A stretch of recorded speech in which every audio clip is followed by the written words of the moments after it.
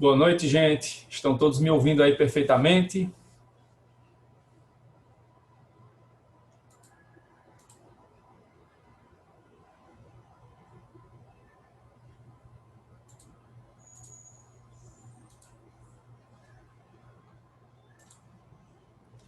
Ok,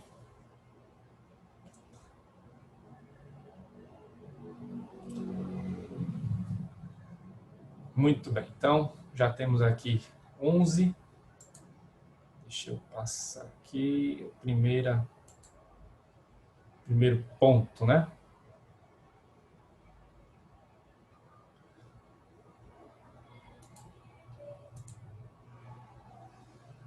Bom, nós estamos aqui no assunto da relação jurídica de consumo e a gente viu na aula passada essa discussão sobre produto, né, sobre o lazer, se seria considerado produto, e a gente viu também as noções sobre serviço, né? O conceito do artigo 3º, parágrafo 2º, sobre serviço, e aí falamos sobre essas atividades, né? A puramente gratuita, aparentemente gratuita e onerosa. E aí nós vimos aqui que para o conceito de serviço entra sempre a ideia da atividade sendo onerosa, né? Atividades aqui de consumo são sempre atividades que geram para os fornecedores lucro, né? E para os consumidores algum tipo de gasto, seja direto, seja indireto.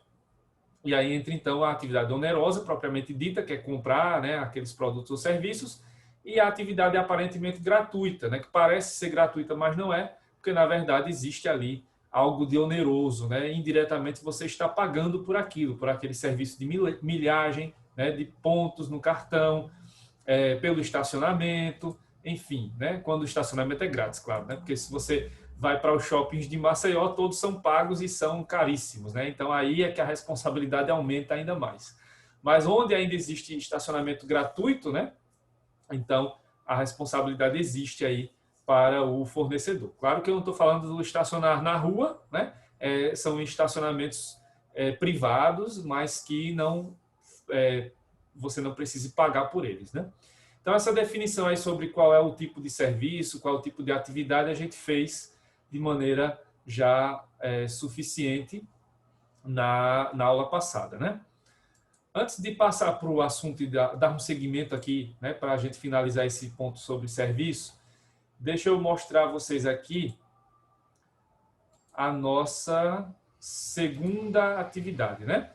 Como vocês já sabem, são 3 atividades aqui para o primeiro bimestre. Já foi feita a primeira atividade, vocês já entregaram.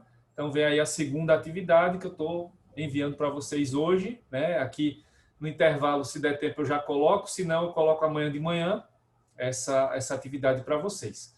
Mais uma vez, vamos seguir o mesmo modelo da primeira atividade, né? Das outras atividades que eu tenho feito já. Que tem a atividade, o exercício com 4 questões, são 2 questões de marca X, em que vocês têm que justificar a alternativa, né?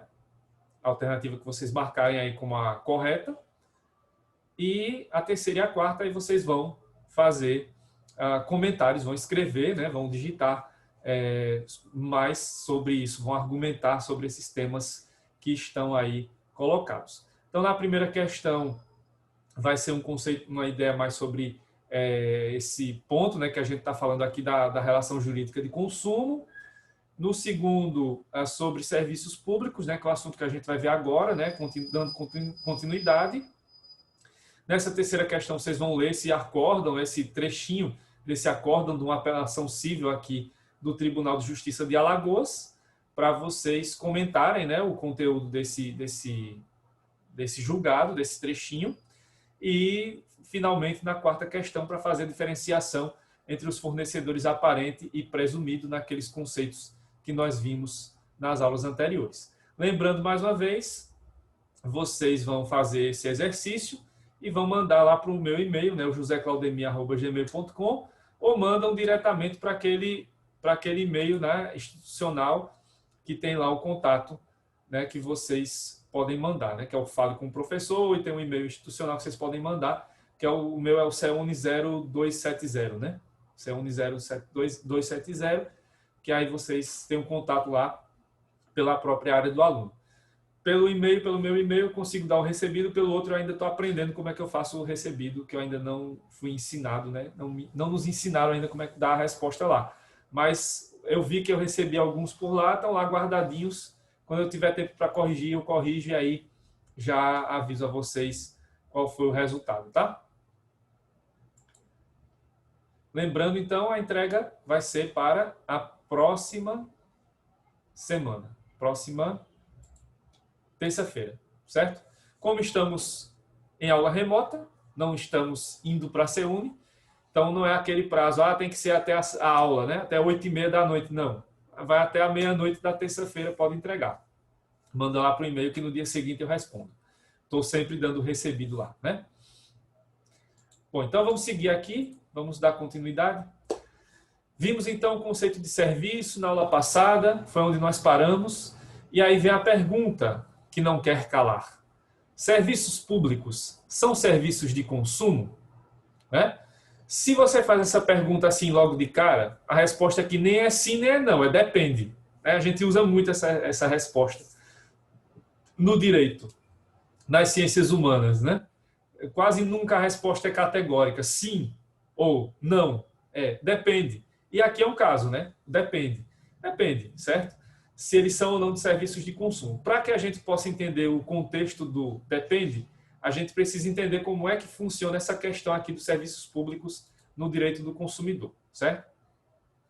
Primeiro de tudo, os serviços públicos eles estão regidos pelo Código de Defesa do Consumidor. Existe um dispositivo, certo, específico que trata dos serviços públicos no nosso CDC, certo? Agora, vamos ter que diferenciar, porque nem todo serviço público entra aqui. Vocês já aprenderam direito administrativo, né? E lá no direito administrativo já viram como é que funcionam os serviços públicos.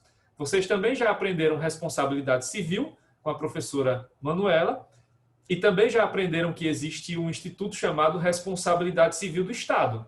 Então, por esses motivos, né, você já tem aí algo a entender desde o início que não é qualquer serviço público que entra aqui nessa análise como serviço de consumo, né? Então, a gente vai ver como é que isso funciona. Então, primeiro, os serviços públicos também podem ser regidos pelo CDC, tanto em relação a serviços exercidos diretamente pelo Estado ou por empresas privadas a serviços do poder público, como nos casos de concessão de serviços públicos à iniciativa privada. Então, é possível que você tenha a chamada atividade direta ou indireta, né, do Estado aqui, da administração pública, que entre como atividade de consumo, certo? Agora, isso vai depender de alguns fatores, né? Não é qualquer serviço público que vai ser um serviço de consumo, senão não teríamos direito administrativo, não teríamos direito civil, responsabilidade civil do Estado, não teríamos mais à frente que vocês vão ver direito tributário, né? Que são disciplinas que tratam também desse ponto aqui relacionado aos serviços públicos. Então, para a gente entender como isso funciona, é preciso primeiramente ler o Código do Consumidor, que eu trago aqui o trechinho, que é o artigo 22, né, que trata especificamente dos serviços públicos nas relações de consumo. Vamos à leitura.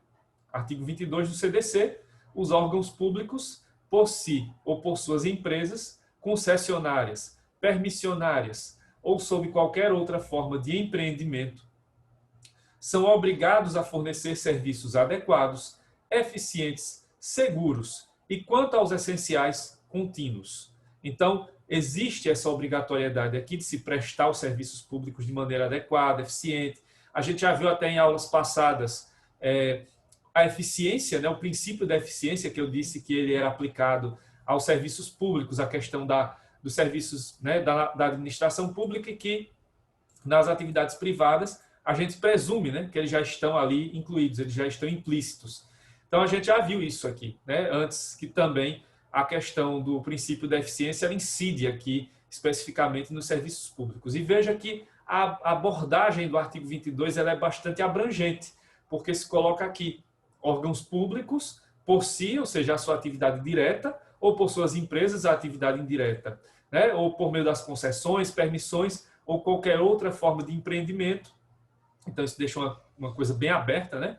são obrigados a fornecer esses serviços e, claro, que a desobediência a essa determinação leva à possibilidade de responsabilização dos serviços, né, dos entes que prestam esses serviços pelos danos que venham a ser praticados. Agora a gente precisa ver. Ainda, né, esse artigo 22, ele responde em parte, né, a nossa dúvida inicial, se os serviços públicos podem ou não ser serviços de consumo. A gente viu que pode, é possível, mas aqui o artigo 22 ainda não responde, né, a toda a nossa pergunta. É todo e qualquer serviço público que entra como serviço de consumo? Não, não é. Por isso que eu estou dizendo desde o começo da aula, depende. Né? E aí a gente vai ver mais a fundo agora na sequência como isso funciona. Né? Como podemos distinguir serviços públicos que são serviços de consumo e serviços públicos que não são da nossa área, mas que vão ter a proteção lá de outras áreas do direito.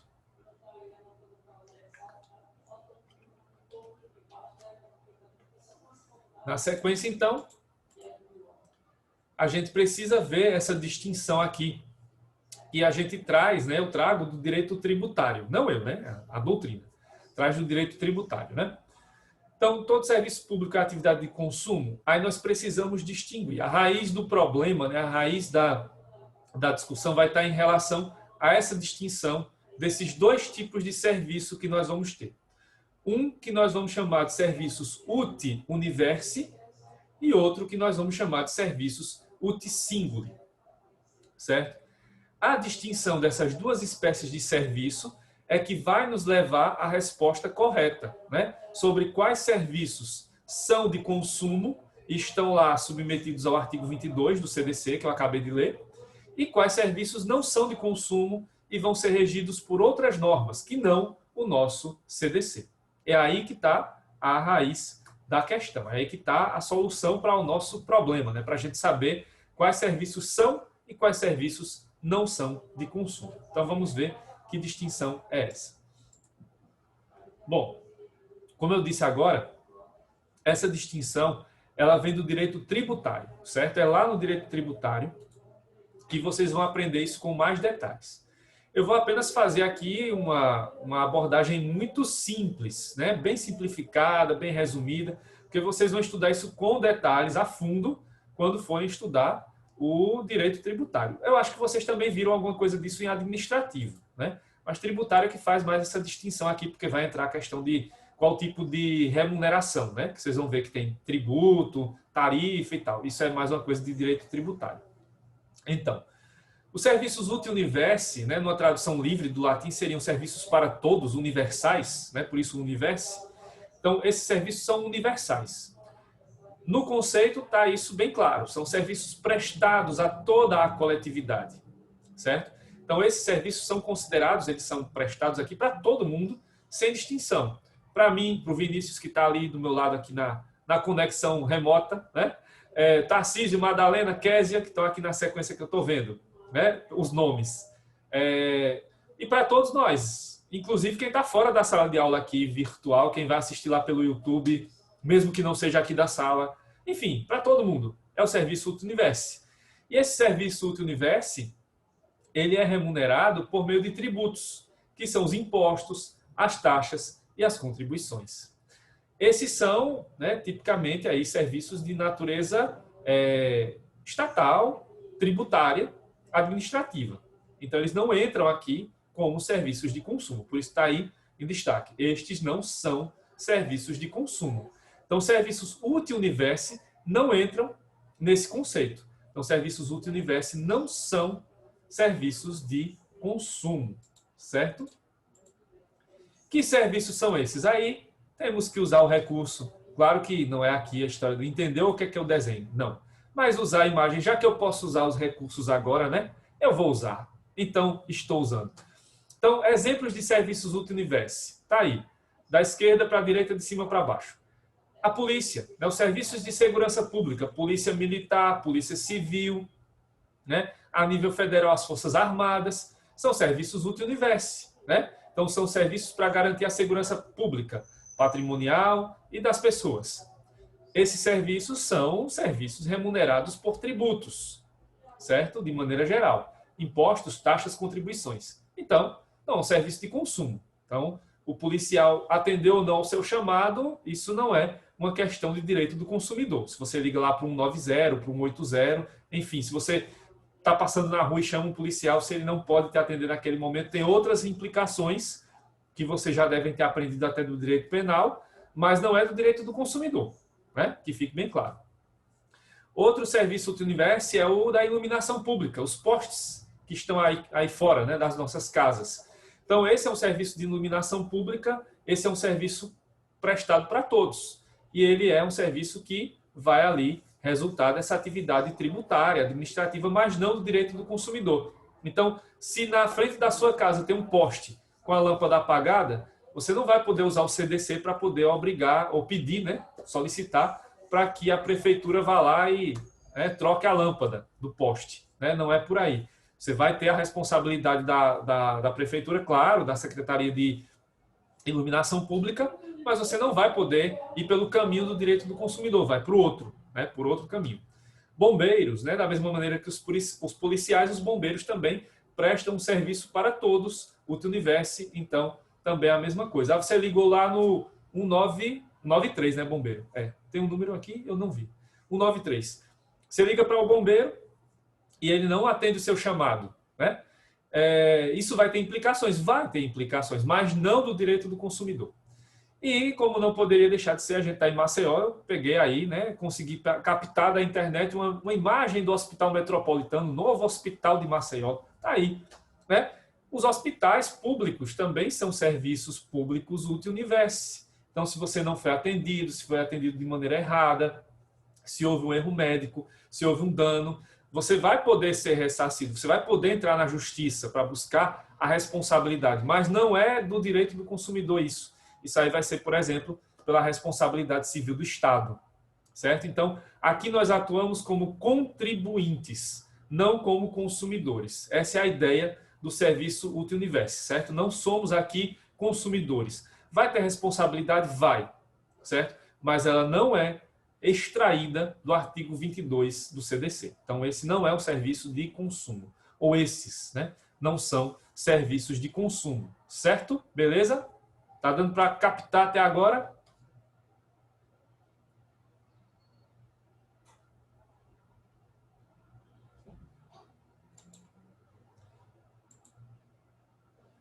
O outro tipo de serviço que eu mencionei é o uti singuli. Singuli vem do singular. Então, ele é prestado de maneira individual, né? Ou que seja coletiva, mas de uma coletividade que você consegue identificar, certo? Então, não é um serviço difuso, ele é um serviço individual ou coletivo, mas um serviço que você consegue identificar, porque ele é praticado ali individualmente, singularmente. Nesse caso dos serviços uti singuli, temos aqui serviços prestados aos seus usuários por meio de contrato individual ou coletivo, mas com precisa identificação dos usuários. Então, nesses contratos dos serviços uti singuli, você pode saber, você pode distinguir quem são os usuários, quem são os beneficiários e, se houver dano, quem são as vítimas, né? Mas não é só isso, tem a questão tributária. Nesse caso dos serviços uti singuli, esses serviços são remunerados por meio de tarifa, certo? E aí, nesses casos, esses são serviços de consumo, certo? Então, serviços que são remunerados por tarifa e serviços que são tipicamente ali, né? Que você pode identificar tipicamente os usuários dele, beneficiários ou as possíveis vítimas, esses sim são serviços de consumo. Então, nessa definição do artigo 22 do CDC, entram os chamados serviços uti singuli. São esses aí, né? Prestados individualmente ou a uma coletividade identificável de pessoas que vão ser considerados serviços de consumo. E que serviços são esses? Aí vale, de novo, usar o recurso das imagens, né? Então, aí, exemplos, né? Alagoanos, estamos em Maceió, então temos que usar os exemplos. Uma rara oportunidade de vermos ônibus novos, raríssima, né? De ver uma dezena aí de ônibus novos que apareceram em 2020 aqui em Maceió, que a maioria é uma frota sucateada, né? E a frota mais sucateada, que é da empresa Veleiro, não aparece nem aí, né? Porque apareceu Cidade de Maceió amarelo, São Francisco azul e a Real Alagoas vermelho, não tem nenhum ônibus verde, então continua o mesmo sucateamento para quem mora aí na parte baixa de Maceió, com a Veleiro, né? Situação complicada. Então, serviço de transporte público, os ônibus, né? Esses ônibus aí, os ônibus intermunicipais, o VLT, para quem mora em Rio Largo e usa o VLT, também é serviço de single. Não tem em Maceió, não tem em Alagoas, mas em outras cidades tem Recife, São Paulo, Salvador, Rio, metrô. Então, também é serviço de single, né? Então, entra aí como serviço de consumo, é tarifa, né? O valor lá que você paga da passagem. Aí tá a foto da Casal do lado, né? A Companhia de Saneamento de Alagoas, né? Para quem não é de Alagoas, quando ouve pela primeira vez a palavra casal, só lembra das duas pessoas, né? Que estão unidas ali. Mas a Casal é a Companhia de Saneamento de Alagoas. Então, eu demorei um pouco para decifrar esse enigma, né? Que quando eu cheguei aqui, nos primeiros meses, eu não sabia o que era casal. Todo mundo falava, eu não sabia. Então, a Casal, a Companhia de Saneamento de Alagoas. Então, o serviço de água, né? De água e saneamento é um serviço multissingle, também remunerado por tarifa, é serviço de consumo. Então, corte da água, os danos pela falta d'água, cano estourado, água com gosto de ferrugem, está tudo dentro do direito do consumidor, né? A energia, né, que a companhia hoje é a Equatorial, era a Eletrobras Alagoas, já foi CEAL, agora é Equatorial, né, que é privatizada, mas mesmo sendo privatizada, está dentro do serviço público de natureza single, então corte de energia, blackout, queima de aparelhos e tal, isso é coisa do direito do consumidor também. E os bancos, a gente viu isso na semana passada, né? Serviços bancários e os serviços bancários públicos também. A Caixa Econômica, o Banco do Brasil, aqui na nossa região, o Banco do Nordeste, né? Antigamente tinha o Produban falido, né? E finado Produban de Alagoas, né?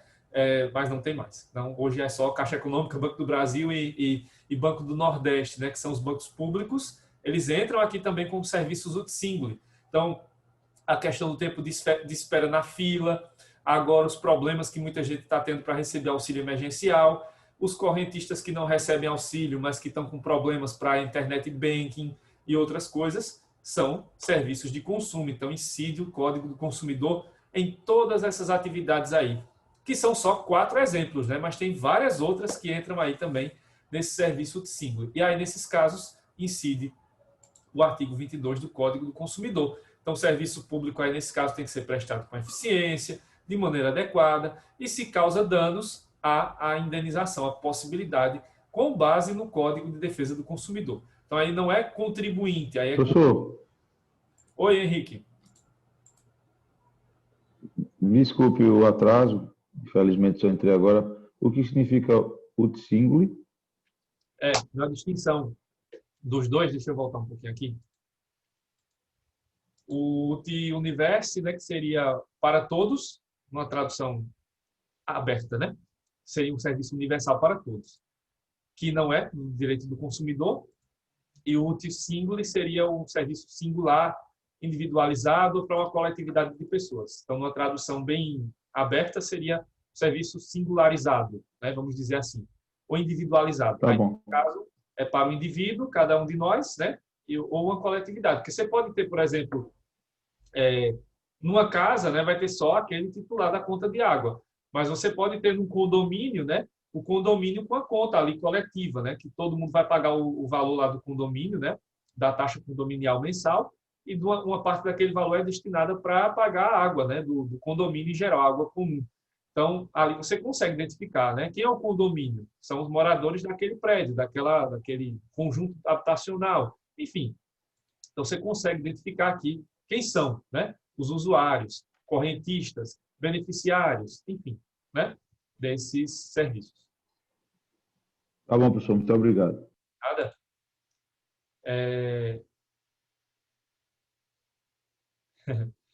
Dá para conversar depois dessa questão aí, Sandícaro, sobre as relações de consumo diante da Covid-19. Esse é o projeto que eu estou fazendo agora, né? Está em andamento. Professor, talvez eu não apresente esse semestre por falta de orientadores, como eu tenho outras matérias a pagar ainda, eu estava pensando se caso eu não consiga apresentar agora, eu vou no próximo semestre apresentar sobre esse tema aí, professor. Entendeu? Certo, certo. É um bom tema. E outra, a gente não vai, a Covid não vai acabar agora, né? Então, mesmo sendo em 2020, o tema ainda vai ser super atual, né? Então, tranquilo. Depois você só vê quem é que vai ser seu orientador ou orientadora, né? Sendo dessa área de consumidor, eu posso ser orientador, ou a Juliana Maia, né, que é a professora de consumidor do matutino. Aí depois você vê e define essa questão aí com a gente. Qualquer coisa, como coordenador de pesquisa, também estou aqui para ajudar, né? De nada. Certo, gente? Deu para entender a distinção entre os serviços, quais serviços são de consumo, quais não são, de que maneira incide aí o artigo 22. De qualquer forma, depois a gente volta a falar disso quando a gente estudar a responsabilidade do fornecedor, né? E aí, para a gente encerrar esse assunto, falta pouca coisa, é só essa relação, porque alguns autores discutem isso nos livros, né? O Código do Consumidor e as relações trabalhistas. Quem viu minha primeira aula aqui, né, lembra que eu falei disso lá. Nas origens do direito do consumidor, existe uma origem comum entre movimentos trabalhistas e o movimento consumerista. Mas ficou lá, né? Essa relação ficou lá, porque a gente se separou do direito do trabalho lá no começo, lá no século XIX. Então, o que discutir sobre isso hoje? Bom, o que a gente tem aqui é o seguinte: é uma discussão sobre se é possível usar o Código do Consumidor no direito do trabalho ou a CLT no nosso direito do consumidor. Isso é possível? É bem raro de acontecer, né? Como é que isso funciona? Vejam só. Apesar do próprio CDC não admitir a incidência de suas normas a estes casos, né, das relações trabalhistas, vai ser possível a aplicação por analogia dos dispositivos consumeristas do direito do consumidor em face do disposto no artigo 8º da CLT. Porém, essa corrente é minoritária. Por isso que eu disse, é muito raro. Primeiro que a legislação trabalhista ela já abriga, né, a grande maioria das situações possíveis lá no direito do trabalho. E as situações limítrofes, né, que estão transitando entre o direito do trabalho e o direito do consumidor, a gente consegue perceber bem o que é trabalho e o que é consumo. Então, fica difícil você ver na prática alguma situação dessas acontecendo. É possível de acontecer. E aí, se acontecer, no caso lá do direito do trabalho, o artigo 8º da CLT abre essa possibilidade de você ter o direito do trabalho tendo ali a incidência, recebendo a incidência de alguma norma do CDC. Mas, do outro lado aqui, o direito do consumidor, para pegar normas da CLT, a gente não usa, né? Porque o próprio CDC não vai admitir essa incidência, né? Até porque são ramos do direito diferentes.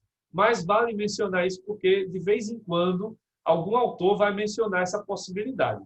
Mas aí vejam que é uma corrente minoritária, ou seja, a maioria dos autores aqui continua mantendo o entendimento de que o direito do consumidor está aqui para situações específicas das relações de consumo, de um lado, e do outro lado, a CLT e todas as outras leis trabalhistas para reger as relações de trabalho e de emprego, certo? Então, há essa distinção e, realmente, o que ficou de identificação entre consumidor e trabalho, mais fortemente foi lá no século XIX, na origem do direito do consumidor. Hoje, há uma distinção aqui bem precisa e pouco se usa, ou raramente você vai ver algum caso, né, de incidência do CDC lá no direito do trabalho, ou o contrário da CLT aqui, ou alguma lei trabalhista incidindo no CDC.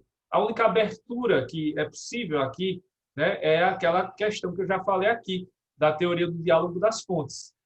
Se lá no direito do trabalho houver alguma norma que seja melhor para o consumidor do que as que temos aqui, aí podemos usar. Mas é muito raro isso acontecer, até porque a intenção do legislador lá no direito do trabalho é outra, né? É de defender o trabalhador, né? Então, os ramos são diferentes, os objetivos são diferentes. Então, é muito raro de você encontrar isso, mas é bom mencionar, porque de vez em quando você pode ler em algum autor essa menção, e claro, eu não deixo passar nada, ou muito pouco. Então, se está por aqui é porque eu encontrei alguma coisa e é bom mencionar para vocês não esquecerem e ficarem bem informados. Certo, gente? Então, Então, esse assunto é encerrado. Mas tem mais, claro, né? Vou encerrar a aula às 9 horas. Vamos para o próximo assunto, que é este aqui. Estamos cada vez mais nos aprofundando no direito do consumidor. Cada vez mais aprendendo aqui, vocês aprendendo, cada vez mais compartilhando aqui ideias para vocês. E agora a gente entra num assunto grande, né? O maior assunto aqui do direito do consumidor, que provavelmente vai ocupar essas nossas aulas até a prova, e até depois da prova ainda vai ter alguma coisa, né? Porque esse assunto é bem grande. E que a gente vai abordar a responsabilidade do fornecedor nas relações de consumo. Certo?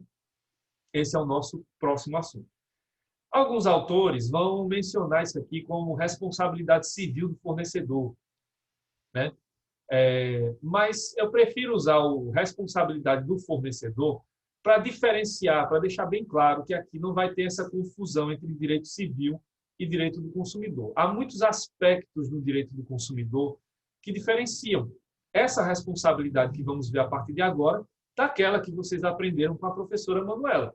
Claro que há pontos de conexão, né? Porque as teorias são parecidas, os pontos de identificação são muito próximos, mas há pontos sensíveis aqui que são diferentes, inclusive quanto às regras a serem aplicadas. Então, uma coisa é a responsabilidade civil, outra coisa é a responsabilidade do direito do consumidor. Então, usar o termo responsabilidade civil do fornecedor dá a entender, né, para uma leitura mais desavisada, mais apressada, de que a gente está falando de responsabilidade civil no direito do consumidor, e não é isso, né? A responsabilidade aqui ela tem uma natureza um pouquinho diferente.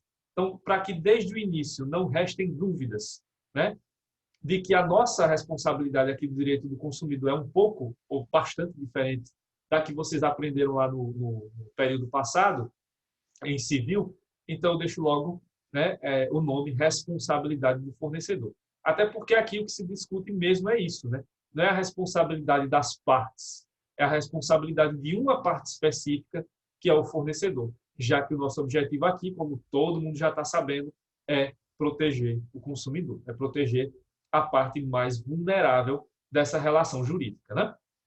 Então, vamos lá. Vamos aos pontos. Hoje a gente vai ver aspectos gerais, certo?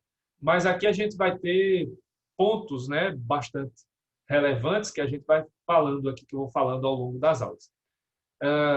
Vamos começar pelos aspectos gerais, né, para mostrar a vocês aqui os pontos mais relevantes. Depois a gente vai ver a responsabilidade pelo vício do produto e do serviço.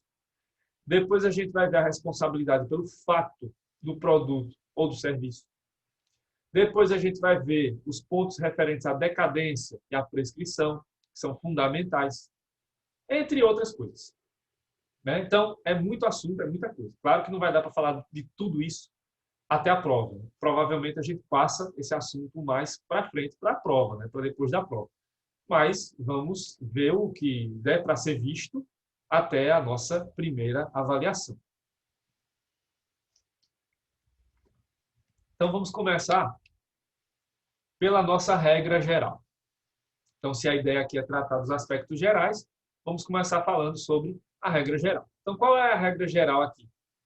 Qual o tipo de responsabilidade que vai ser tratado no direito do consumidor como regra? É a responsabilidade objetiva. É a responsabilidade do fornecedor, independentemente da análise da culpa. Isso vocês já aprenderam lá com a professora Manuela. Tenho certeza que ela já deve ter falado das duas teorias, da responsabilidade subjetiva e da objetiva, né? E aqui, então, a nossa regra é diferente, portanto, então, por isso que eu já, desde o início, faço a diferenciação, enquanto lá no direito civil, a regra é a responsabilidade com a aferição da culpa, naquelas modalidades, imprudência, negligência ou imperícia. Aqui não, isso não importa, porque a nossa regra é a contrária, é a responsabilidade objetiva. Então, aqui é a responsabilidade sem análise da culpa. E mais, é a responsabilidade independentemente do fato que causou o dano ter sido um fato lícito ou ilícito, porque até mesmo fatos lícitos podem levar à responsabilização. Estou chovendo no molhado, porque com certeza vocês já sabem disso. Mas não custa nada lembrar, né? Mais uma vez. A exceção, ao contrário do direito civil, aqui a exceção é a responsabilidade subjetiva, que vai ser usada apenas nos casos excepcionais previstos expressamente em lei. E vamos ver isso mais à frente, né? Que casos são esses? Mas já adiantando, a gente tem casos de culpa presumida, né? Que tem também a possibilidade de inversão do ônus da prova, que é um meio termo, né? Entre a culpa e a responsabilidade, a culpa clássica e a responsabilidade objetiva, e tem também a culpa clássica, em que vamos analisar aqui também as modalidades de culpa, a imprudência, a negligência e a imperícia. Mas, como eu disse e repito, só nos casos previstos em lei, expressamente. Se não houver essa previsão, seguiremos, então, pela responsabilidade objetiva, certo? Essa é a nossa regra básica.